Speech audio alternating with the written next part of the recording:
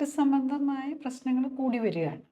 അത് very clear ആണ്. നേരത്തെ നമുക്ക് ഗട്ടിലെ ഡിസ്കംഫേർട്സ് നമുക്ക് നേരിട്ട് തന്നെ അറിയാമല്ലോ. ഒരു ടെസ്റ്റിൻ്റെ ആവശ്യമില്ലല്ലോ.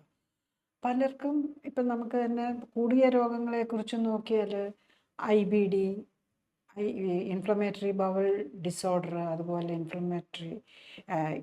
ഇറിറ്റബിൾ ബവൽ സിൻഡ്രോം, അതുപോലെ ക്യാൻസർ, ഇതൊക്കെയാണല്ലോ ഏറ്റവും കൂടുതലായിട്ട് വരുന്ന. പ്രത്യേകിച്ച് ഇൻഫ്ലമേറ്ററി ബവൽ ഡിസീസ്, കൊളൈറ്റിസും ക്രോൺസ് ഡിസീസും അതുപോലെ ക്യാൻസറുമാണ് നമുക്ക് ഏറ്റവും ബുദ്ധിമുട്ടും ട്രീറ്റ് ചെയ്യാൻ ഏറ്റവും ബുദ്ധിമുട്ടുണ്ടാകുന്ന കാര്യങ്ങൾ. അല്ലാതെ അസിഡിറ്റി, അതുപോലെയുള്ള അസിഡിറ്റി ഗ്യാസിനൊക്കെ നമുക്ക് ഇഫക്റ്റീവായിട്ടുള്ള മെഡിസിൻസ് ഉണ്ട്. പക്ഷേ എന്നാലും ഈ മരുന്നൊക്കെ ഉണ്ടെങ്കിലും ഒത്തിരി പേര് സഫർ ചെയ്യുന്നുണ്ട് ഇത് വെച്ചിട്ട്.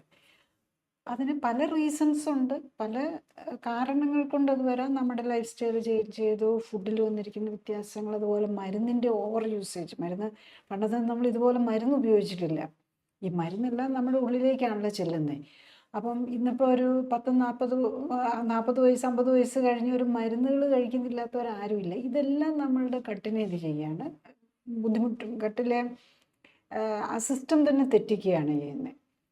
അതുപോലെ തന്നെ ഈ നമ്മളുടെ ഫുഡിലുള്ള പ്രിസർവേറ്റീവ്സ്, കളറിങ് ഏജൻസ്, ഇതെല്ലാം കൂടുന്നതും അതിൽ ഹെൽത്തി ആയിട്ടുള്ള ഫൈബറിൻ്റെ കുറവ് വരുന്നത്.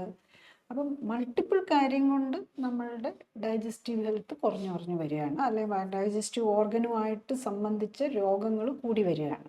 കൂടുതൽ അറിയാൻ ലിങ്ക് ക്ലിക്ക് ചെയ്യുക. കൂടുതൽ വീഡിയോകൾക്കായി സബ്സ്ക്രൈബ് ബട്ടൺ അമർത്തുക.